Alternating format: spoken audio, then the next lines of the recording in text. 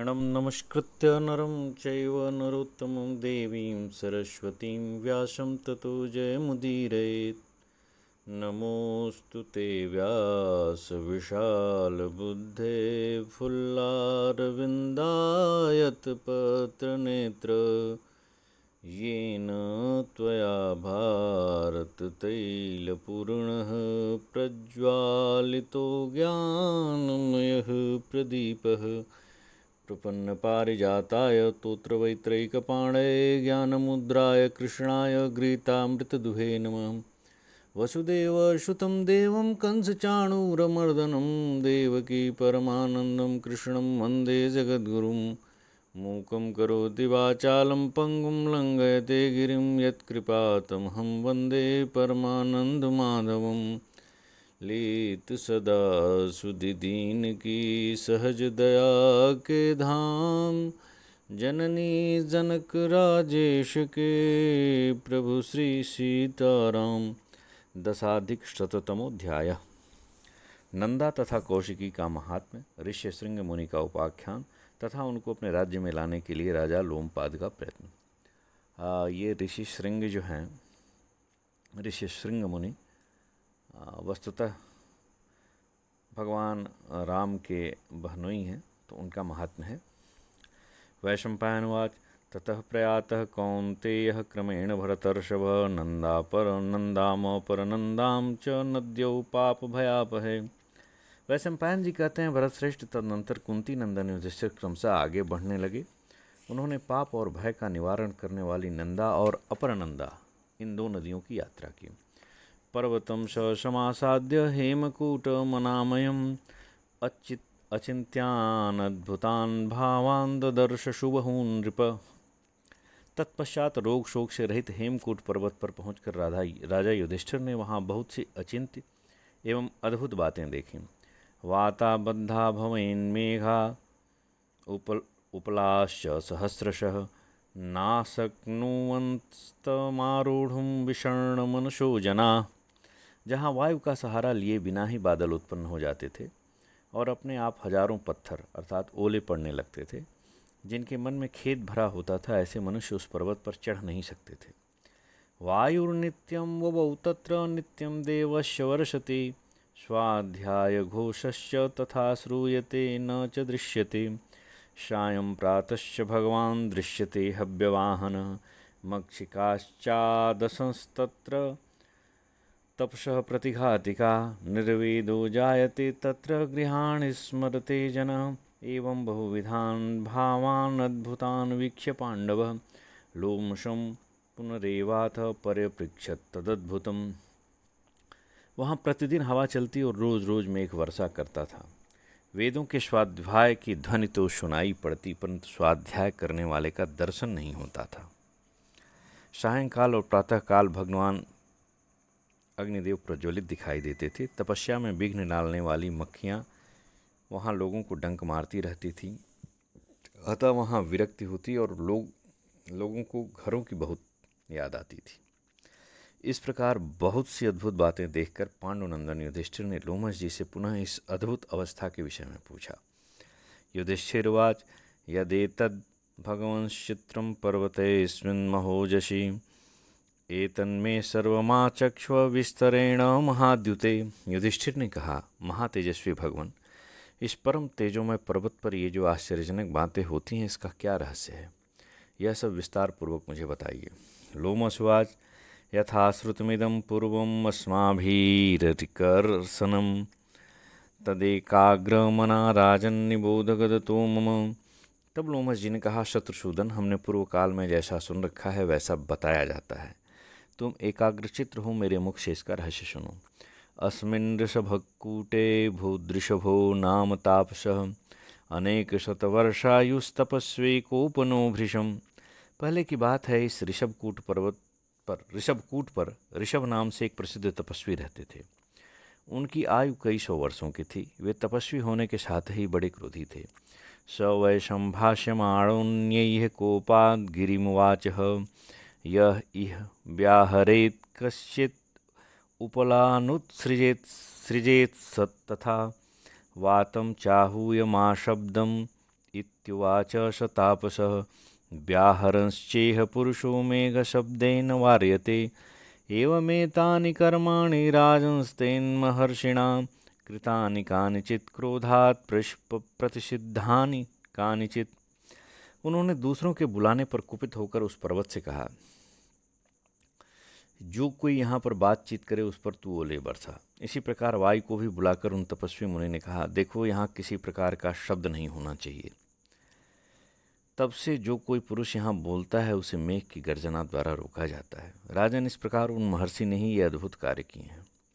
उन्होंने क्रोधवश कुछ कार्यों का विधान और कुछ बातों का निषेध कर दिया है।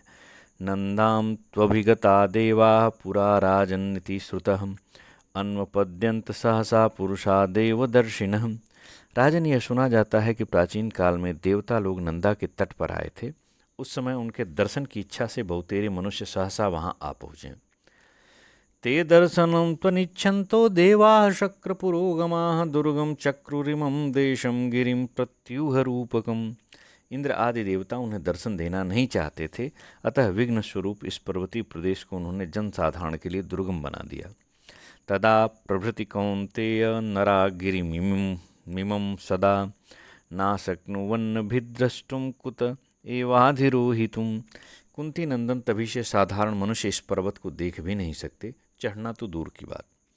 ना तप्त तपसा शक्यो द्रष्टुमेश महागिरि आरूढ़ुम वापि कौन्तेय तस्मान्नियत वाग्भव। कुंती कुमार जिसने तपस्या नहीं की है वह मनुष्य इस महान पर्वत को न तो देख सकता है और न चढ़ ही सकता है। अतः तुम मौन व्रत धारण करो।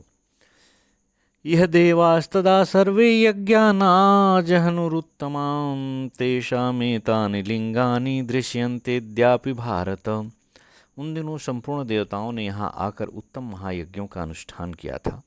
भारत, उनके ये चिन्ह आज भी प्रत्यक्ष देखे जाते हैं। कुशाकारेव दुर्वेयं संस्तीर्णेव च भूरियं यूप प्रकारा बहवो वृक्षाश्चेमे विशांपते। यह दुर्वा कुश के आकार की दिखाई देती है और यह भूमि ऐसी लगती है मानो इस पर कुश बिछाए गए हों। महाराज, ये वृक्ष भी यज्ञ यूप के समान जान पड़ते हैं। देवाश्च ऋषयश्चैव वसन्त्यद्यापि भारत तेषां सायं तथा प्रातर्दृश्यते हव्यवाहन। भारत, आज भी यहाँ देवता तथा ऋषि निवास करते हैं। सायंकाल और प्रातःकाल यहाँ उनके द्वारा प्रज्वलित की हुई अग्नि का दर्शन होता है। इहाप्लुतानां कौन्तेयः सद्यः पाप्माभिहन्यते कुरु श्रेष्ठाभिषेकं वै तस्मात् कुरु सहानुजः। कुंती नंदन, इस तीर्थ में गोता लगाने वाले मानवों का सारा पाप तत्काल नष्ट हो जाता है। अतः कुरुश्रेष्ठ, तुम अपने भाइयों के साथ यहाँ स्नान करो। ततो नंदाप्लुतांगस्त्वं कौशिकीमभियास्यसि विश्वामित्रेण यत्रोग्रं तपस्तप्तमनुत्तमम्। नंदा में गोता लगाने के पश्चात तुम्हें कौशिकी के तट पर चलना होगा, जहाँ महर्षि विश्वामित्र जी ने उत्तम एवं उग्र तपस्या की थी। वैशंपायनुवाच ततस्तत्र समालुप्य गात्राणि शगणो नृपः जगाम कौशिकीं पुण्यां रम्यां शीतजलां शुभां। वैशंपायन जी कहते हैं, तदनंतर राजा युधिष्ठिर अपने दल बल के साथ नंदा में गोता लगाकर रमणीय एवं शीतल जल वाली शुभ पुण्यमयी कौशिकी के तट पर गए। लोमसुवाच एषा देव नदी पुण्या कौशिकी भरतर्षभ विश्वामित्राश्रमो रम्य एष चात्र प्रकाशते। वहाँ लोमस जी ने कहा, भरत श्रेष्ठ, यह देवताओं की नदी पुण्य सलीला कौशिकी है और यह विश्वामित्र का रमणीय आश्रम है जो यहाँ प्रकाशित हो रहा है। आश्रमश्चैव पुण्याख्यः काश्यपस्य महात्मनः ऋष्यशृंगः सुतो यस्य तपस्वी सन्नितेन्द्रियः तपसो यः प्रभावेण वर्षयामास वासमम् अनावृष्ट्यां भयाद्यस्य ववर्ष वृत्रः। यही काश्यप गोत्री महात्मा विभांडक का पुण्य नामक आश्रम है। इन्हीं के तपस्वी एवं जितेंद्रिय पुत्र महात्मा ऋष्यशृंग हैं, जिन्होंने अपनी तपस्या के प्रभाव से इंद्र द्वारा वर्षा करवाई थी। उन दिनों में देश में घोर अनावृष्टि फैल रही थी। वैसे समय में ऋष्यशृंग मुनि के भय से बल और वृत्रासुर के विनाशक देवराज इंद्र ने उस देश में वर्षा की थी। मृग्यां जातः स तेजस्वी काश्यपस्य सुतः प्रभु विषये लोमपादस्य यश्चकाराद्भुतं महत्। वे तेजस्वी एवं शक्तिशाली मुनि मृगी के पेट से पैदा हुए थे और कश्यप नंदन विभांडक के पुत्र थे। उन्होंने राजा लोमपाद के राज्य में अत्यंत अद्भुत कार्य किया था। निवर्तितेषु शस्येषु यस्मै शांतां ददौ नृपः लोमपादो दुहितरम सावित्रीं सविता यथा। जब वर्षा से खेती अच्छी तरह लहलहा उठी तब राजा लोमपाद ने अपनी पुत्री शांता ऋषिसिंह को ब्याह दी, ठीक उसी तरह जैसे सूर्यदेव ने अपनी बेटी सावित्री का ब्रह्मा जी के साथ विवाह किया था। युधिष्ठिर्वाच ऋष्यसिंहः कथं मृग्याम् उत्पन्नः काश्यपात्मजः विरुद्धे योनिसंसर्गे कथं च तपसा युतः किमर्थं च भयाच्छक्रस्तस्य बालस्य धीमतः अनावृष्टां प्रवृत्तायां ववर्ष बलवृत्रहा। युधिष्ठिर ने पूछा, भगवान कश्यप नंदन, विभांडक के पुत्र ऋष्यसिंह मृगी के पेट से कैसे उत्पन्न हुए? मनुष्य का पशु योनि से संसर्ग करना तो शास्त्र और व्यवहार दोनों ही दृष्टियों के विरुद्ध है। ऐसे विरुद्ध योनि संसर्ग से उत्पन्न हुआ बालक तपस्वी कैसे हो सका? उस बुद्धिमान बालक के भय से बल और वृत्रासुर का नाश करने वाले देवराज इंद्र ने अनावृष्टि के समय वर्षा कैसे की? कथम रूपा सा शांता राजपुत्री यतव्रता लोभयामास याचेतो मृगभूतस्य तस्य वै लोमपादस्य राजर्षिर्यदा श्रूयत धार्मिकः कथम वै विषये तस्य नावर्षत पाकशासनः। नियम और व्रत का पालन करने वाली राजकुमारी शांता भी कैसी थी जिसने मृग स्वरूप मुनि का मन मोह लिया। राजर्षि लोमपाद तो बड़े धर्मात्मा सुने गए हैं, फिर उनके राज्य में इंद्र वर्षा क्यों नहीं करते थे? एतन्मे भगवन् सर्वं विस्तरेण यथा तथं वक्तुमर्हसि शुश्रूयोर्ऋष्यशृंगस्य चेष्टितम्। भगवान, ये सब बातें आप विस्तार पूर्वक यथार्थ रूप से बताइए। मैं महर्षि ऋष्यशृंग के चरित्र को सुनना चाहता हूँ। लोमसुवाच विभाण्डकस्य विप्रर्षेस्तपसा भावितात्मनः अमोघवीर्यस्य सतः प्रजापति समुद्युते शृणुपुत्रो यथा जात ऋष्यसिंहः प्रतापवान् महार्हस्य महातेजा बालः स्थविर सम्मतः। लोमस जी ने कहा, राजन ब्रह्मर्षि विभांडक का अंतःकरण तपस्या से पवित्र हो गया था। वे प्रजापति के समान तेजस्वी और अमोघ वीर महात्मा थे। उनके प्रतापी पुत्र ऋष्यसिंह का जन्म कैसे हुआ यह बताता हूँ, सुनो। जैसे विभांडक मुनि परम पूजनीय थे, वैसे ही उनका पुत्र भी बड़ा तेजस्वी हुआ। वह बाल्यावस्था में भी वृद्ध महापुरुषों द्वारा सम्मानित होता था। महारथ समासाद्य काश्यपस्तपसि स्थितः दीर्घकालं परिश्रांत ऋषिश देवसम्मतः। कश्यप गोत्री विभांडक मुनि देवताओं के समान सुंदर थे। वे एक बहुत बड़े कुंड में प्रविष्ट होकर तपस्या करने लगे। उन्होंने दीर्घ काल तक महान क्लेश सहन किया। तस्य रेतः प्रचस्कंद दृष्ट्वाप्सरसमूर्वशीम् अपसुपस्पृशतो राजन् मृगी तच्चापिबत् तदा सहतो येन त्रिषिता गर्भिणी चाभवत् सा पुरोक्ता भगवता ब्रह्मणा लोककर्तृणा देवकन्या मृगी भूत्वा मुनिं सूय विमोक्ष्यसे अमोघत्वाद्विधेश्चैव भावित्वाद्देव निर्मितात् तस्यां मृग्यां संभवत्तस्य पुत्रो महान् ऋषिः ऋष्यशृंगस्तपो नित्यो वन एवाभ्यवर्तत।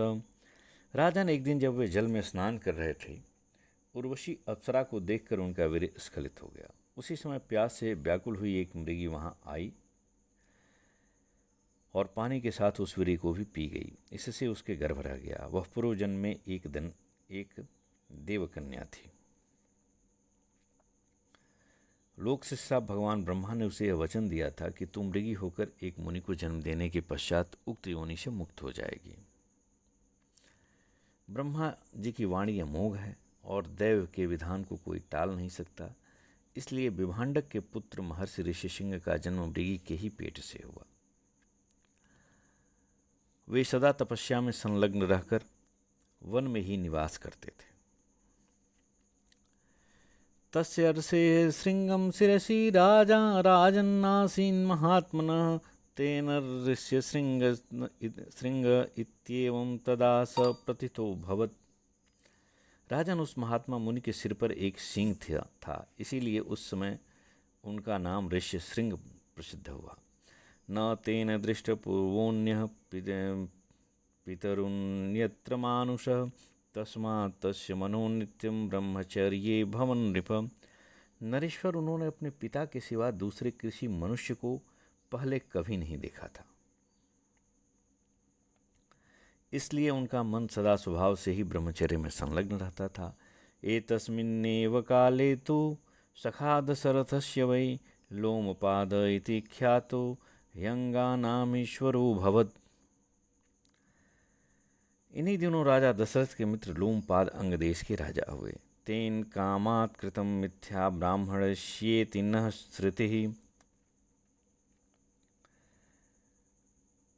स ब्राह्मणैः परित्यक्तस्ततो वै जगतः पतिः पुरोहितापचाराच्च तस्य राज्ञो यदृक्षया नववर्षसहस्राक्षस्ततो पीडयन्त वै प्रजा।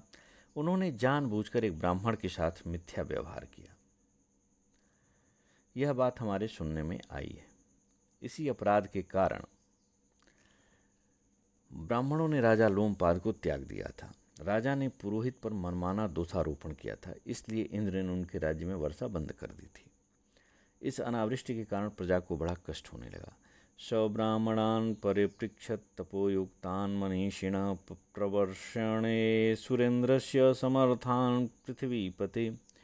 युधिष्ठिर, तब राजा ने तपस्वी, मेधावी और इंद्र से वर्षा करवाने में समर्थ ब्राह्मणों को बुलाकर इस संकट के निवारण का उपाय पूछा। कथम प्रवर्षेत पर्जन्य उपाय परिदृश्यतां तमुचुश्चोदितास्ते तु स्वमतानि मनीषिणः। विप्रगण, मेघ कैसे वर्षा करे, यह उपाय सोचिए। उनके पूछने पर मनीषी महात्माओं ने अपना अपना विचार बताया।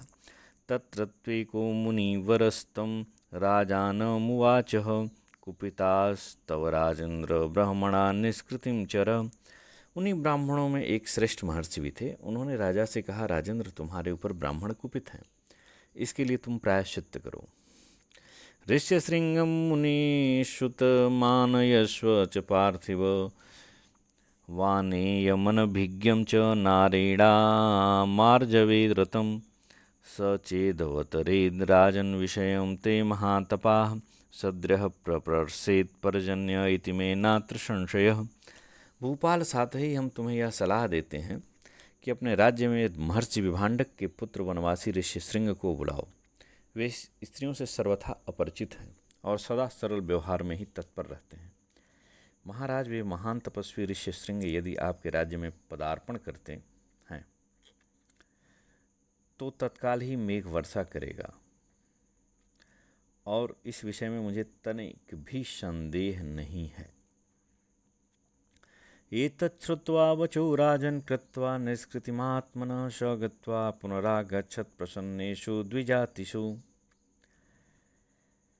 राजन, यह सुनकर राजा लोमपाद अपने अपराध का प्रायश्चित करके ब्राह्मणों के पास गए, और जब वे प्रसन्न हो गए तब पुनः अपनी राजधानी को लौट आए। राजान्मागतं श्रुत्वा प्रतिशंजहृषुः प्रजा ततोऽङ्गपतिराहूय सजीवान् मन्त्रकोविदान्। ऋष्यशृङ्गागमे यत्र यत्नम् अकरोन्मन्त्रनिश्चये सोऽध्यगच्छदुपायं तु तैरमात्यैः सहाच्युतः शास्त्रज्ञैरलमर्थज्ञैर्नीत्यां च परिनिष्ठितैः। ततश्चानायामास वारमुख्या महीपतिः वेश्या सर्वत्र निष्णातास्ता उवाच स पार्थिव ऋष्यशृंगं ऋषेः पुत्रम् आनयध्वमुपायत। राजा का आगमन सुनकर प्रजाजनों को बड़ा हर्ष हुआ। तदनंतर अंगराज मंत्र कुशल मंत्रियों को बुलाकर उनसे सलाह करके एक निश्चय पर पहुंच जाने के बाद मुनि कुमार ऋष्यशृंग को अपने यहाँ ले आने के प्रयत्न में लग गए। राजा के मंत्री शास्त्रज्ञ, अर्थशास्त्र के विद्वान और नीति के निपुण थे। अपनी मर्यादा से कभी च्युत न होने वाले नरेश ने उन मंत्रियों के साथ विचार करके एक उपाय जान लिया। तत्पश्चात भूपाल लोमपाद ने दूसरों को लुभाने वाली सब कलाओं में कुशल प्रधान वेश्याओं को बुलाया और कहा, तुम लोग कोई उपाय करके मुनि कुमार ऋषिशृंग को यहाँ ले आओ। लोभयित्वाभिविश्वास्य विषयं मम शोभनाः ताराजभयभीताश्च शापभीताश्च योषितः अशक्यमुचुस्तत कार्यं विवरणागतचेतसः तत्र त्वेका जरद्योषा राजानमिदमब्रवीत्। सुंदरियों, तुम लुभाकर उन्हें सब प्रकार से सुख सुविधा का विश्वास दिलाकर मेरे राज्य में ले आना। महाराज की यह बात सुनते ही वेश्याओं का रंग फीका पड़ गया, वे अचेत सी हो गईं। एक ओर तो उन्हें राजा का भय था, दूसरी ओर वे मुनि के शाप से डरी हुई थीं। अतः उन्होंने इस कार्य को असंभव बताया। उन सब में एक बूढ़ी स्त्री थी जिसने राजा से इस प्रकार कहा, प्रयतिष्ये महाराज तमानेतुं तपोधनम् अभिप्रेतास्तु मे कामास्त्वमनुज्ञातुमर्हसि ततः सख्याम्यानयितुं वृष्यशृङ्गऋषेः सुतं तस्या सर्वमभिप्रेतम् अन्वजानात् स पार्थिव। महाराज, मैं उन तपोधन मुनि कुमार को लाने का प्रयत्न करूंगी, परंतु आप यह आज्ञा दें कि मैं इसके लिए मनचाही व्यवस्था कर सकूं। यदि मेरी इच्छा पूर्ण हुई तो मैं मुनिपुत्र ऋषिशृंग को यहाँ लाने में सफल हो सकूंगी। राजा ने उसकी इच्छा के अनुसार व्यवस्था करने की आज्ञा दे दी। धनम च प्रददौ भूरि रत्नानि विविधानि च ततो रूपेण संपन्ना वैसा च महीपते। स्त्री आदाय काश्चित् सा जगाम वनमंजसा। साथ ही उसे प्रचुर धन और नाना प्रकार के रत्न भी दिए। युधिष्ठिर तदनंतर वह वेश्या रूप और यौवन से संपन्न कुछ सुंदरी स्त्रियों को साथ लेकर शीघ्रतापूर्वक वन की ओर चल दी। इति श्री महाभारते वन पर्वणि तीर्थयात्रा पर्वणि लोमस तीर्थयात्रायां ऋष्यशृंगोपाख्याने 10+100तमोऽध्याय। इस प्रकार श्री महाभारत वन पर्व के अंतर्गत तीर्थयात्रा पर्व में लोमस तीर्थयात्रा के प्रसंग में ऋष्यशृंगोपाख्यान विषयक 110वां अध्याय पूरा हुआ। 11+100तमोऽध्याय वैश्या का ऋष्यशृंग को लुभाना और विभांडक मुनि का आश्रम पर आकर अपने पुत्र की चिंता का कारण पूछना। लोमसुवाच सातु नाभ्याश्रमं चक्रे राजकार्यार्थसिद्धये संदेशाच्चैव नृपते स्वबुद्ध्या चैव भारत। लोमस जी कहते हैं, भरत नंदन, उस वेश्या ने राजा की आज्ञा के अनुसार और अपनी बुद्धि से भी उनका कार्य सिद्ध करने के लिए नाव पर एक सुंदर आश्रम बनाया। नाना पुष्पफलैर्वृक्षै कृत्रिमैः रूपशोभितैः नाना गुल्मलतोपेतैः स्वादुकामफलप्रदैः। वह आश्रम भांति भांति के पुष्प और फलों से सुशोभित कृत्रिम वृक्षों से घिरा हुआ था। उन वृक्षों पर नाना प्रकार के गुल्म और लता समूह फैले हुए थे और वे वृक्ष स्वादिष्ट एवं वांछनीय फल देने वाले थे। आतीव रमणीयं तदतीव च मनोहरं चक्रेनाभ्याश्रमं रम्यम अद्भुतोपमदर्शनम। उन वृक्षों के कारण वह आश्रम अत्यंत रमणीय और परम मनोहर दिखाई देता था। वेश्या ने उस नाव पर जिस सुंदर आश्रम का निर्माण किया था वह देखने में अद्भुत सा था। ततो निबध्यतां नावं दूरे काश्यपाश्रमात् चारयामास पुरुषैर्विहारं तस्य वै मुनेः। तदनंतर उसने उस नाव को काश्यप गोत्री विभांडक मुनि के आश्रम से थोड़ी ही दूरी पर बांध दिया और गुप्तचरों को भेजकर यह पता लगा लिया कि इस समय विभांडक मुनि अपनी कुटिया से बाहर गए हैं। ततो द्वितरं वेश्यां समाधायेति कार्यतां दृष्टवान्तरं काश्यपस्य प्राहिणोद बुद्धिसम्मतां। तदनंतर विभांडक मुनि को दूर गया देख उस वेश्या ने अपनी परम बुद्धिमती पुत्री को, जो उसी की भांति वेश्यावृत्ति अपनाए हुई थी, कर्तव्य की शिक्षा देकर मुनि के आश्रम पर भेजा। सा तत्र गत्वा कुशला तपो नित्यस्य सन्निधौ आश्रमं तं समासाद्य ददर्श तं ऋषेः श्रुतं। वह भी कार्य साधन में कुशल थी। उसने वहां जाकर निरंतर तपस्या में लगे रहने वाले ऋषि कुमार ऋष्यशृंग के समीप उस आश्रम में पहुंचकर उनको देखा।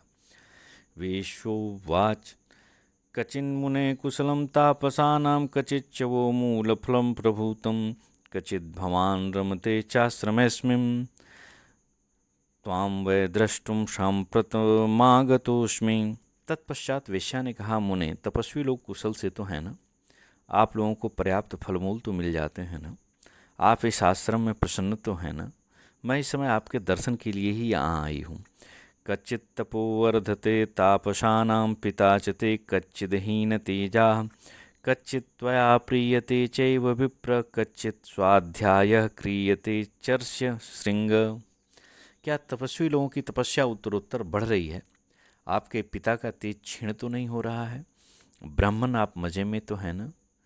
ऋष्य सिंह जी, आपके स्वाध्याय का क्रम चल रहा है ना? ऋष्य सिंहवाच हृदया भावनां ज्योतिरिव प्रकाशते मन्ये चाहं त्वामभिवादनीयं पाद्यं वै ते संप्रदास्यामि कामान् यथा धर्मं फलमूलानि चैव। ऋषि सिंह बोले, ब्राह्मण, आप अपनी समृद्धि से ज्योति की भांति प्रकाशित हो रहे हैं। मैं आपको अपने लिए वंदनीय मानता हूँ और स्वेच्छा से धर्म के अनुसार आपके लिए पाद्य अर्घ्य एवं फलमूल अर्पण करता हूँ। कौश्याम ऋष्यामास्व यथोपजोषम कृष्णाजिनेनावृतायां सुखायां क्वचाश्रमस्तव किं नाम चेदम व्रतम ब्रह्मचर्यसि हि देववत् त्वम्। इस कुशासन पर आप सुखपूर्वक बैठें। इस पर काला मृगचर्म बिछाया गया है, इसलिए इस पर बैठने में आराम रहेगा। आपका आश्रम कहाँ है और आपका नाम क्या है? ब्राह्मण, आप देवता के समान यह किस व्रत का आचरण कर रहे हैं? वैश्योवाच ममाश्रमः काश्यपपुत्र रम्य स्त्रियो जनं शैलमिमं परेण तत्र स्वधर्मो नाभिवादनं मे न चोदकं पाद्यमुपस्पृशामि। वैश्या बोली, काश्यप नंदन, मेरा आश्रम बड़ा मनोहर है। वह इस पर्वत के उस पार 3 योजन की दूरी पर स्थित है। वहाँ मेरा जो अपना धर्म है उसके अनुसार आपको मेरा अभिवादन नहीं करना चाहिए। मैं आपके दिए हुए अर्घ्य और पाद्य का स्पर्श नहीं करूँगी। भवता नाभिवाद्योऽहम् अभिवाद्यो भवान् मया व्रतमेतादृशं ब्राह्मण परिष्वज्यो भवान् मया। मैं आपके लिए वंदनीय नहीं हूँ, आप ही मेरे वंदनीय हैं। ब्राह्मण, मेरा यह नियम है जिसके अनुसार मुझे आपका आलिंगन करना चाहिए। ऋष्यशृंगवाच फलानि पक्वानि ददानि तेऽहं भल्लातकान्यामलकानि चैव करुषकाणि गुदधन्वनानि पिप्पलानां कामकारं कुरुष्व। ऋषिसिंह ने कहा, ब्राह्मण, मैं तुम्हें पके फल दे रहा हूँ। ये भिलावा, आंवले, करूषक माने फालसा, इंगुद, हिंगोट, धनवन, धामिल और पीपल के फल प्रस्तुत हैं। इन सब का इच्छानुसार उपयोग करिए। लोमसुवाच सातानि सर्वाणि विवर्जयित्वा भक्षाण्यनर्हाणि ददौ ततोष्य तांसृष्य शृंगस्य महारसानि भृशं स्वरूपाणि रुचिं ददुर्हि। लोमस जी कहते हैं, राजन, तदनंतर वैश्या ने उन सब फलों को छोड़कर स्वयं ऋषि शृंग को अत्यंत सुंदर और अमूल्य भक्ष्य पदार्थ, फल आदि दिए। उन परम सरस फलों ने उनकी रुचि को बढ़ाया। ददौ च माल्यानि सुगंधवंती चित्राणि वासांसि च भानुमन्ति पेयानि चाग्र्याणि ततो मुमोद चिक्रीड चैव प्रजहास चैव सा कुन्दकेनारमतास्य मूले विभज्यमाना फलितालतेव गात्रैश्च गात्राणि निषेवमाणा समाश्लिष्टासकृदृश्यशृंगम। साथ ही सुगंधित मालाएं तथा विचित्र एवं चमकीले वस्त्र प्रदान किए। इतना ही नहीं, उसने मुनि कुमार को अच्छी श्रेणी के पेय पिलाए, जिससे वे बहुत प्रसन्न हुए। वे उसके साथ खेलने और जोर जोर से हंसने लगे। वेश्या ऋषि सिंह के पास ही गेंद खेलने लगी। वह अपने अंगों को मोड़ती हुई फलों के भार से लदी लता की भांति झुक जाती और ऋषि श्रृंग मुनि को बार बार अपने अंक में भर लेती थी। साथ ही अपने अंगों से उनके अंगों को इस प्रकार दबाती मानो उनके भीतर समा जाएगी। सरजान शोकांश तिलकांश वृक्षान सुपुष्पितान वनाम्यावभज्य विलज्जमानेव मदादिभूता प्रलोभयामास सुतं महर्षि। वहाँ साल, अशोक और तिलक के वृक्ष खूब फूले हुए थे। उनकी डालियों को झुकाकर वह मदोन्मत्त वेश्या लज्जा का नाट्य सा करती हुई महर्षि के उस पुत्र को लुभाने लगी। अथर्ष श्रृंगम विकृतं समीक्ष्य पुनः पुनः पीड्य च कायमस्य अवेक्ष्यमाणा सनकैर्जगाम कृत्वाग्निहोत्रस्य तदापदेशम। ऋषि सिंह की आकृति में किंचित विकार देखकर उसने बार बार उनके शरीर को आलिंगन के द्वारा दबाया और अग्निहोत्र का बहाना बनाकर वह उनके द्वारा देखी जाती हुई धीरे धीरे वहाँ से चली गई। तस्यां गतायां मदनेन मत्तो विचेतनाश्चाभवदृश्यशृङ्गः तामेव भावेन गतेन शून्ये विनिश्वसन्तार्तरूपो बभूव। उसके चले जाने पर उसके अनुराग से उन्मत्त मुनिकुमार जैसे सिंह अचेत से हो गए। उस निर्जन स्थान में उनकी मनोवृत्ति उसी की ओर लगी रही और वे लंबी सांस खींचते हुए अत्यंत व्यथित हो उठे। ततो मुहूर्ताद्धरिपिङ्गलाक्ष प्रवेष्टितो रोमभिरानखाग्रतात् स्वाध्यायवान् वृत्तसमाधियुक्तो विभाण्डकः काश्यपः प्रादुरासीत्। तदनंतर 2 घड़ी के बाद हरे पीले नेत्रों वाले काश्यप नंदन विभाण्डक मुनि वहां आ पहुंचे। वे सिर से लेकर पैरों तक के नखों तक रोमावलियों से भरे हुए थे। महात्मा विभाण्डक स्वाध्यायशील, सदाचारी तथा समाधिनिष्ठ महर्षि थे।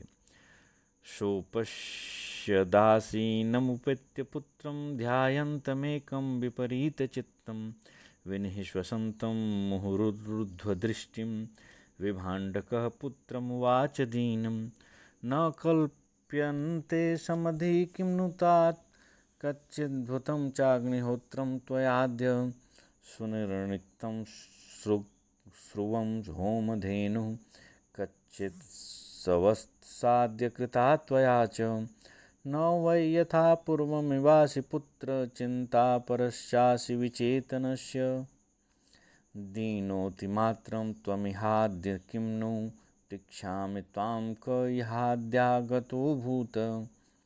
निकट आने पर उन्होंने अपने पुत्र को अकेला, उदासीन भाव से चिंतामग्न होकर बैठा देखा। उसके चित्त की दशा विपरीत थी। वह बार बार ऊपर की ओर दृष्टि किए हुए उच्छ्वास ले रहा था। इस दयनीय दशा में पुत्र को देखकर विभाण्डक मुनि ने पूछा, तात आज तुम अग्निकुंड में समिधाएं क्यों नहीं रख रहे हो? क्या तुमने अग्निहोत्र कर लिया? श्रुक और श्रुआ आदि यज्ञ पात्रों को भलीभांति शुद्ध करके रखा है ना? कहीं ऐसा तो नहीं हुआ कि तुमने हवन के लिए दूध देने वाली गाय का बछड़ा खोल दिया हो, जिससे वह सारा दूध पी गया हो? बेटा, आज तुम पहले जैसे दिखाई नहीं देते, किसी भारी चिंता में निमग्न हो और अपनी शुद्ध बुद्ध खो बैठे हो। क्या कारण है जो आज तुम अत्यंत दीन हो रहे हो? मैं तुमसे पूछता हूँ, बताओ आज यहाँ कौन आया था? इति श्री महाभारते वन पर्वणि तीर्थयात्रा पर्वणि लोमस तीर्थयात्रायां ऋष्यशृंगोपाख्याने एकादशाधिकशततमोऽध्याय। इस प्रकार श्री महाभारत वन पर्व के अंतर्गत तीर्थयात्रा पर्व में लोमस तीर्थयात्रा के प्रसंग में ऋष्यशृंगोपाख्यान विषयक 111वां अध्याय पूरा हुआ। 12अधिकशततमोऽध्याय। ऋष्यशृंग का पिता को अपनी चिंता का कारण बताते हुए ब्रह्मचारी रूपधारी वेश्या के स्वरूप और आचरण का वर्णन। ऋष्यशृंगवाच, इहागतो जटिलो ब्रह्मचारी न वै ह्रस्वो नातिदीर्घो मनस्वी सुवर्णवर्णः कमलायताक्ष स्वतः सुराणामिव शोभमानः। ऋष्यशृंग ने कहा, पिताजी, यहाँ एक जटाधारी ब्रह्मचारी आया था। वह न तो छोटा था और न बहुत बड़ा ही। उसका हृदय बहुत उदार था। उसके शरीर की कांति सुवर्ण के समान थी और बड़ी बड़ी आंखें कमलों के सदृश जान पड़ती थीं। वह स्वयं देवताओं के समान सुशोभित हो रहा था। समृद्ध रूप सवितेव दीप्त शुश्लक्षण कृष्णाक्षीरतीव गौरः नीलः प्रसन्नाश्च जटाः सुगंधा हिरण्यरज्जुग्रथिताः सुदीर्घाः। उसका रूप बड़ा सुंदर था। वह सूर्यदेव की भांति उद्भासित हो रहा था। उसके नेत्र स्वच्छ, चिकने और कजरारे थे। वह बड़ा गोरा दिखाई देता था। उसकी जटाएं बहुत लंबी, साफ सुथरी और नीले रंग की थीं। उनसे बड़ी मधुर सुगंध फैल रही थी। वे सारी जटाएं एक सुनहरी रस्सी से गुथी हुई थीं। आश्चर्य रूपा पुनरस्य कंठे विभ्राजते विद्युदिवांतरिक्षे द्वौ चास्य पिंडावधरेण कंठा दजात रोमौ सुमनोहरौ च। उसके गले में एक ऐसा आश्चर्यजनक आभूषण था, कंठा था, जो आकाश में बिजली की भांति चमक रहा था। उसके गले के नीचे 2 मांसपिंड थे जिन पर रोए नहीं उगे थे। वे अत्यंत मनोहर जान पड़ते थे। उस गले के नीचे अर्थात वक्षस्थल पर विलग्न मध्यश्च सनाभिदेशे कटिशतस्यातिकृत प्रमाणा तथास्य चीरांतरतः प्रभाति हिरण्यमयी में कला में यथेयम। उस ब्रह्मचारी के नाभिदेश के समीप जो शरीर का मध्य भाग था वह बहुत पतला था और उसके नितंब भाग अत्यंत स्थूल था। जैसे मेरे कौपीन के नीचे यह मूझ की मेखला बंधी है, इसी प्रकार उसके कटि प्रदेश में भी एक सोने की मेखला थी जो उसके चीर के भीतर से चमकती रहती थी। अन्यच्च तस्याद्भुतदर्शनीयं विकूजितं पादयोः सम्प्रभाति पाणयोश्च तद्वत् स्वनवनिबद्धौ कलापकावक्षमाला यथेष्टम। उसकी अन्य सब बातें भी अद्भुत एवं दर्शनीय थीं। पैरों में छम छम ध्वनि बड़ी मधुर प्रतीत होती थी, अर्थात पायल पहने थी। इसी प्रकार हाथों की कलाइयों में मेरी इस रुद्राक्ष की माला की भांति उसने 2 कलापक अर्थात कंगन बांध रखे थे, उनसे भी बड़ी मधुर ध्वनि होती थी। विचेष्टमानस्य च तस्य तानि कूजन्ति हंसा सरसीवमत्ता चीराणि तस्याद्भुतदर्शनानि नेमानि तद्वन्मम रूपमन्ति। वह ब्रह्मचारी जब तनिक भी चलता फिरता या हिलता डुलता था, उस समय उसके आभूषण बड़ी मनोहर झंकार उत्पन्न करते थे, मानो सरोवर में मतवाले हंस कलरव कर रहे हों। उसके चीर भी अद्भुत दिखाई देते थे। मेरे कौपीन के ये वल्कल वस्त्र वैसे सुंदर नहीं हैं। वक्त्रं च तस्याद्भुतदर्शनीयं प्रव्याहृतं ह्लादयतीव चेतः पुंस्कोकिलस्येव च तस्य वाणी तां शृण्वतो मे व्यथितोऽन्तरात्मा। उसका मुख भी देखने ही योग्य था, उसकी अद्भुत शोभा थी। ब्रह्मचारी की एक एक बात मन को आनंद सिंधु में निमग्न सा कर देती थी। उसकी वाणी कोकिल के समान थी, जिसे एक बार सुन लेने पर अब पुनः सुनने के लिए मेरी अंतरात्मा व्यथित हो उठी है। यथा वनं माधवमासि मध्ये समीरितं श्वसनेनैव भाति तथा स भात्युत्तम पुण्यगंधि निक्षिप्यमाणः पवनेन तात। तात जैसे माधव मास, जैसे बैसाख या बसंत ऋतु में सौरभ युक्त मलय समीर से सेवित वन उपवन की शोभा होती है, उसी प्रकार पवन देव से सेवित वह ब्रह्मचारी उत्तम एवं पवित्र गंध से सुवासित और सुशोभित हो रहा था। सुसंशयत्ताश्चापि जटा विषक्ता द्वैधीकृता नातिसमा ललाटे कर्णौ च चित्रैरिव चक्रवाकैः समावृतौ तस्य सुरूपवद्भिः। उसकी जटा सटी हुई और अच्छी प्रकार बंधी हुई थी, जो ललाट प्रदेश में 2 भागों में विभक्त थी किंतु बराबर नहीं थी। उसके कुंडल मंडित कान सुंदर एवं विचित्र चक्रवाकों से घिरे हुए से जान पड़ते थे। तथा फलं वृत्तमथो विचित्रं समाहरत् पाणिना दक्षिणेन तद्भूमिमासाद्य पुनः पुनश्च समुत्पतत्यद्भुतरूपमुच्चैः। उसके पास एक विचित्र गोलाकार फल था, जिसके ऊपर वह अपने दाहिने हाथ से आघात करता था। गेंद के बारे में बात कर रहे हैं। वह फल पृथ्वी पर जाकर बार बार ऊंचे की ओर उछलता था। उस समय उसका रूप अद्भुत दिखाई देता था। तच्चाभिहत्य परिवर्ततेशौ वाते ऋतो वृक्ष इवावघूर्ण तं प्रेक्षतः पुत्रमिवामराणां प्रीतिः परातातुरतिश्च जाता। उस फल अर्थात गेंद को मारकर वह चारों ओर घूमने लगता था, मानो वृक्ष हवा का झोंका खाकर घूम रहा हो। तात देवपुत्र के समान उस ब्रह्मचारी को देखते समय मेरे हृदय में बड़ा प्रेम और आनंद उमड़ रहा था और मेरी उसके प्रति आसक्ति हो गई है। स मे समाश्लिष्य पुनः शरीरं जटासु गृह्याभय वनाम्य वक्त्रेण वक्त्रं प्रणिधाय शब्दं चकार तन्मे जनयत् प्रहर्षम। वह बार बार मेरे शरीर का आलिंगन करके मेरी जटा पकड़ लेता था और मेरे मुख को झुकाकर उस पर अपना मुख रख देता था। इस प्रकार मुख से मुख मिलाकर उससे एक ऐसा शब्द किया जिसने मेरे हृदय में अत्यंत आनंद उत्पन्न कर दिया। न चापि पाद्यं बहुमन्यतेशौ फलानि चेमानि मया हृतानि एवं व्रतोऽस्मीति च मामवोचत् फलानि चान्यानि समाददन् मे। मैंने जो पाद्य अर्पण किया उसको उसने बहुत महत्व नहीं दिया। मेरे दिए हुए ये फल भी उसने स्वीकार नहीं किए और मुझसे कहा मेरा ऐसा ही नियम है। साथ ही उसने मेरे लिए दूसरे दूसरे फल दिए। मयो ये उक्तानि फलानि यानि नेमानि तुल्यानि रसेन तेषां न चापि तेषां त्वग्यं यथैषां साराणि नैषामिव सन्ति तेषां। मैंने उसके द्वारा दिए हुए जिन फलों का उपयोग किया है उसके समान रस हमारे इन फलों में नहीं है। उन फलों के छिलके भी ऐसे नहीं थे जैसे इन जंगली फलों के हैं। उन फलों के गूदे वैसे हैं उन फलों के गूदे जैसे हैं वैसे इसके दिए हुए फलों के नहीं थे, अर्थात वे सर्वथा विलक्षण थे। तो यानि चैवातिरसानि मह्यं प्रादात् स वै पातुमुदाररूपः पीत्वैव यान्यभ्यधिकः प्रहर्षो ममाभवद्भूश्चलितेव चासीत्।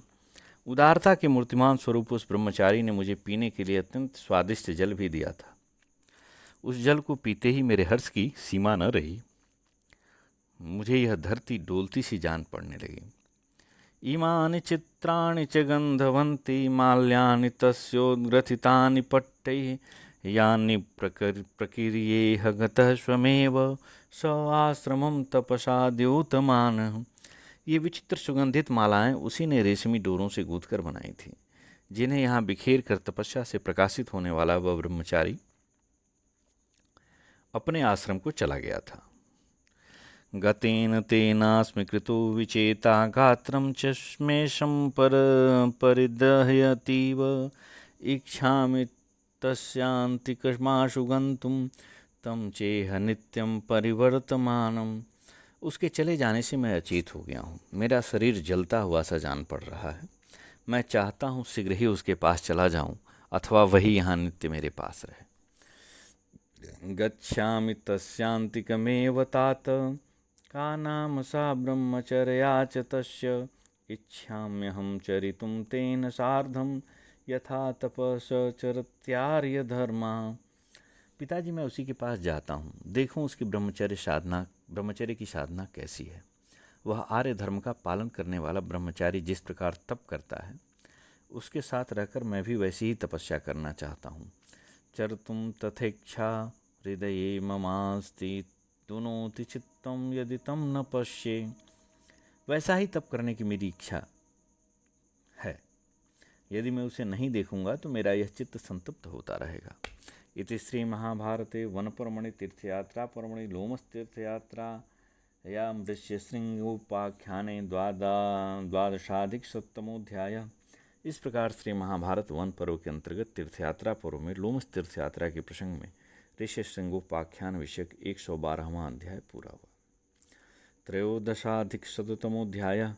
ऋष्यशृंग का अंगराज लोमपाद के यहाँ जाना, राजा का उन्हें अपनी कन्या देना, राजा द्वारा विभाण्डक मुनि का सत्कार तथा उन पर मुनि का प्रसन्न होना। विभाण्डकवाच रक्षांसि चैतानि चरन्ति पुत्र रूपेण तेनाद्भुतदर्शनेन अतुल्यवीर्याण्यभिरूपवन्ति विघ्नं सदा तपसंचिन्तयन्ति।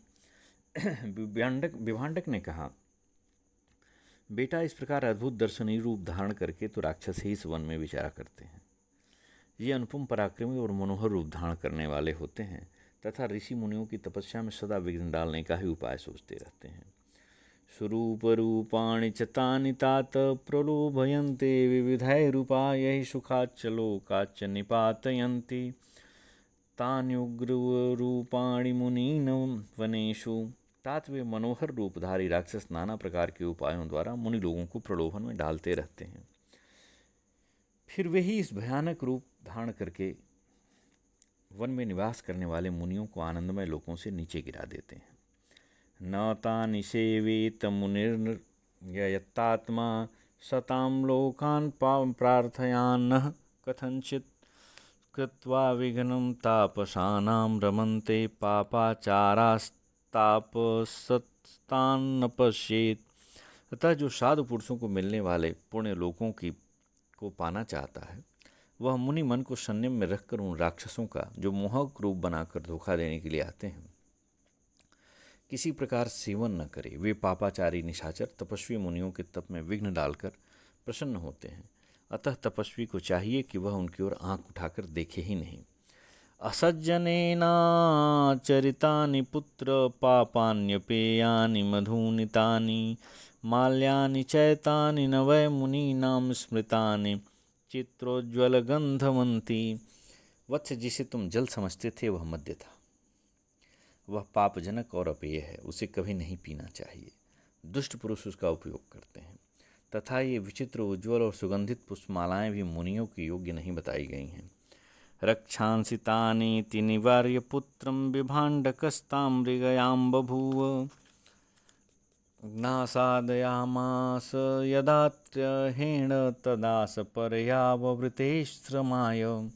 ऐसी वस्तुएं लाने वाले राक्षस ही हैं। ऐसा कहकर विभाण्डक मुनि ने पुत्र को उससे मिलने जुलने से मना कर दिया और स्वयं उस वेश्या की खोज करने लगे। 3 दिनों तक ढूंढने पर भी जब वे उसका पता न लगा सके तब आश्रम पर लौट आए। यदा पुनः काश्यपो वै जगाम फलान्याहर्तुं विधिनाश्रमात् सह तथा पुनर्लोभयितुं जगाम सावेशयोषा मुनिर्मृष्यशृङ्गम्। जब काश्यप नंदन विभाण्डक मुनि आश्रम से पुनः विधि के अनुसार फल लाने के लिए वन में गए तब वह वेश्या ऋष्यशृंग मुनि को लुभाने के लिए फिर उनके आश्रम पर आई। दृष्ट्वैव तां ऋष्यशृङ्गः प्रशिष्टः सम्भ्रान्तरूपोऽभ्यपतत् तदानीं प्रोवाच चैनां भवतः श्रमाय गच्छावयावन्न पिता ममेति। उसे देखते ही ऋष्यशृंग मुनि हर्ष विभोर उठे और घबराकर तुरंत उसके पास दौड़ गए। निकट जाकर उन्होंने कहा, ब्राह्मण मेरे पिताजी जब तक लौट कर नहीं आते तभी तक मैं और आप दोनों आश्रम की ओर चल दें, आपके आश्रम की ओर चल दें।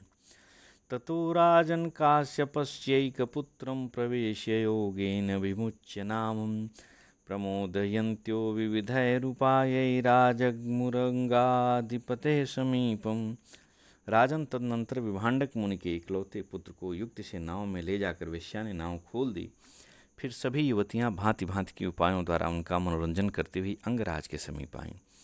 संस्थाप्यतामाश्रमदर्शने तु संतारितां नावमथातिशुभ्रां निरादुपायापादाय तथैव चक्रे नाभ्याश्रमं नाम वनं विचित्रम्।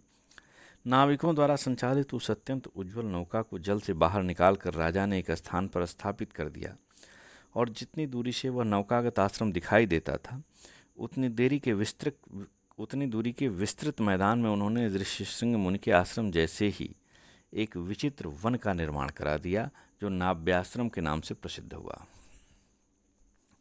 अंतःपुरे तं तु निवेश्य राजा विभाण्डकस्यात्मजमेकपुत्रं ददर्श देवं सहसा प्रविष्टम् आपूर्यमाणं च जगज्जलेन। राजा लोमपाद ने विभाण्डक मुनि के इकलौते पुत्र को महल के भीतर निवास में ठहरा दिया और देखा सहसा उसी क्षण इंद्रदेव ने वर्षा आरंभ कर दी तथा सारा जगत जल से परिपूर्ण हो गया। सलोमपादः परिपूर्णकामः सुतां ददावृष्य श्रृंगाय शान्तां क्रोधः प्रतीकारकाकरं च चक्रे गाश्चैव मार्गेषु च कर्षणानि। लोमपाद की कामना पूरी हुई। उन्होंने प्रसन्न होकर अपनी पुत्री शांता ऋष्यशृंग मुनि को ब्याह दी। फिर विभाण्डक मुनि के क्रोध के निवारण का भी उपाय कर दिया, जिस रास्ते से महर्षि आने वाले थे उसमें स्थान स्थान पर बहुत से गाय बैल रखवा दिए और किसानों द्वारा खेतों की जुताई आरंभ करा दी। विभाण्डकस्याव्रजत स राजा पशून् प्रभूतान् पशुपांश्च वीरान् समादिशत्पुत्र गृधे महर्षे हे विभाण्डकः परिपृच्छेद यदा वः सवक्तव्यः प्राञ्जलिभिर्भवद्भिः पुत्रस्य ते पशवः कर्षणं च किं ते प्रियं वै क्रियतां महर्षे दासास्म सर्वे तव वाचि बद्धाः। राजा ने विभाण्डक मुनि के आगमन पथ में बहुत से पशुओं तथा वीर पशु रक्षक भी नियुक्त कर दिए और सबको यह आदेश दे दिया था कि जब पुत्र की अभिलाषा रखने वाले महर्षि विभाण्डक तुमसे पूछें तब हाथ जोड़कर उन्हें इस प्रकार उत्तर देना, ये सब आपके पुत्र के ही पशु हैं, ये खेत भी उन्हीं के जोते जा रहे हैं। महर्षि आज्ञा दें, हम आपका कौन सा प्रिय कार्य करें, हम सब लोग आपके आज्ञा पालक दास हैं। अथोपायात् स मुनिषण्डकोपः स्वमाश्रमं मूलफलं गृहीत्वा अन्वेष्यमाणश्चन तत्र पुत्रं ददर्श चुक्रोध ततो भृशंसः। इस प्रचंड कोपधारी महात्मा विभाण्डक फल मूल लेकर अपने आश्रम पर आए। वहाँ बहुत खोज करने पर भी जब उन्हें अपना पुत्र दिखाई न दिया तब वे अत्यंत क्रोध में भर गए। ततः शकोपेन विदीर्यमाण आशंकमानो नृपतिर्विधानम् जगाम चंपाम प्रतिदक्ष्यमाण तमंगराजम शपुरम सराष्ट्रम। कोप से उनका हृदय विदरण सा होने लगा। उनके मन में यह संदेह हुआ कि कहीं राजा लोमपाद की तो यह करतूत नहीं है। तब वे चंपा नगरी की ओर चल दी, मानो अंगराज को उनके राष्ट्र और नगर सहित जला देना चाहते हों। शौवय श्रांत क्षुदित काश्यपस्तान घोषान समासादितवान समृद्धान गोपश्यतैर्विधिवत् पूज्यमानो राजेव ताम रात्रिमिवास तत्र। थक कर भूख से पीड़ित होने पर विभांडक मुनि सायंकाल में उन्हीं समृद्धशाली गोष्ठों में गए। गोपगणों ने उनकी विधिपूर्वक पूजा की। वे राजा की भांति सुख सुविधा के साथ वहीं रात भर रहे। अवाप्य सत्कारमतीव तेभ्य प्रोवाच कस्य प्रथितास्थ गोपा उचुस्ततस्तेभ्युपगम्य सर्वे धनं तवेदं विहितं सुतस्य। गोपगणों से अत्यंत सत्कार पाकर मुनि ने पूछा, तुम किसके गोपालक हो? तब उन सबने निकट आकर कहा, यह सारा धन आपके पुत्र का ही है। देशेषु देशेषु ससपूज्यमानस्तांश्चैव शृण्वन् मधुरान् प्रलापान् प्रासन्त भूयिष्ठरजः प्रशिष्टः समाससादांगपतिं पुरस्थम्। देश देश में सम्मानित हो वे ही मधुर वचन सुनते हुए मुनि का रजोगुण जनित अत्यंत क्रोध बिल्कुल शांत हो गया। वे प्रसन्नतापूर्वक राजधानी में जाकर अंगराज से मिले। सपूजिस्तस्तेन नरसभेन ददर्श पुत्रं दिवि देवं यथेन्द्रं शान्तां स्नुषां चैव ददर्श तत्र सौदामनीमुच्चरन्तीं यथैव। नरश्रेष्ठ लोमपाद से पूजित हो मुनि ने अपने पुत्र को उसी प्रकार ऐश्वर्य संपन्न देखा जैसे देवराज इंद्र स्वर्गलोक में देखे जाते हैं। पुत्र के पास ही उन्होंने बहुशांता को भी देखा जो विद्युत के समान उद्भासित हो रही थी। ग्रामांश घोषांश सुतस्य दृष्ट्वा शांतां च शांतोश्च परः शकोपः चकार तस्यैव परम प्रसादम विभांडको भूमिपतिर्नरेंद्र। अपने पुत्र के अधिकार में आए हुए ग्राम घोष और बहुशांता को देखकर उनका महान कोप शांत हो गया। युधिष्ठिर उस समय विभांडक मुनि ने राजा लोमपाद पर बड़ी कृपा की। स तत्र निक्षिप्य सुतं महर्षिरुवाच सूर्याग्निशमप्रभावः जाते च पुत्रे वनमेवावव्रजेथा राज्ञः प्रियाणि यस्य सर्वाणि कृत्वा। सूर्य और अग्नि के समान प्रभावशाली महर्षि ने अपने पुत्र को वहीं छोड़ दिया और कहा, बेटा पुत्र उत्पन्न हो जाने पर इस अंगराज के सारे प्रिय कार्य सिद्ध करके फिर वन में ही आ जाना। स तद्वचः कृतवान् ऋष्यशृंगो ययौ च यात्रास्य पिता बभूव शांता चैनं पर्यचरन्नेन्द्र खेरोहिणी सोम विवानुकूला। ऋष्यशृंग ने पिता की आज्ञा का अक्षरशः पालन किया।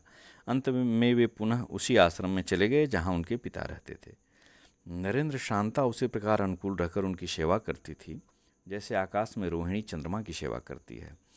अरुंधति वा सुभगा वसिष्ठं लोपामुद्रा वा यथा ह्यगस्त्यं नलस्य वै दमयन्ती यथा वृत यथा सची वज्रधरस्य चैव। अथवा जैसे सौभाग्यशालिनी अरुंधति वशिष्ठ जी की, लोपामुद्रा अगस्त्य जी की, दमयंती नल की तथा शची वज्रधारी इंद्र की सेवा करती है। नारायणी चंद्रसेना बभूव वश्या नित्यं मुद्गलस्याजमीढ यथा सीता दासरथैर्महात्मनो यथा तव द्रौपदी पांडुपुत्र तथा शांता ऋष्यशृंगं मनस्थं प्रत्यायुक्ता पर्यचरन् नरेंद्र। युधिष्ठिर जैसे नारायणी इंद्रसेना सदा महर्षि मुद्गल के अधीन रहती थी तथा पांडुनंदन जैसे सीता महात्मा दशरथ नंदन श्री राम के अधीन रही हैं और द्रौपदी सदा तुम्हारे वश में रहती आई है, उसी प्रकार शांता भी सदा अधीन रहकर वनवासी ऋषि श्रृंग की प्रसन्नतापूर्वक सेवा करती थी। वस्तुतः यहाँ सीता जी और श्री रामचंद्र जी का, माता सीता और श्री रामचंद्र जी का तथा द्रौपदी और पांडुपुत्र का जो उदाहरण दिया गया है उसको कोष्ठक में दिया गया है, तो ऐसा लगता है कि ये कहीं किसी किसी में है और किसी में नहीं है। तस्याश्रमः पुण्येषु भवाति महारथं शोभयन् पुण्यकीर्तिः अत्र स्नातः कृतिकृत्यो विशुद्धः तीर्थान्यन्यान्यनुसंज्ञा ही राजन। उनका यह पुण्यमय आश्रम जो पवित्र कीर्ति से युक्त है, इस महान कुंड की शोभा बढ़ाता हुआ प्रकाशित हो रहा है। राजन, यहाँ स्नान करके शुद्ध एवं कृतकृत्य होकर अन्य तीर्थों की यात्रा करो।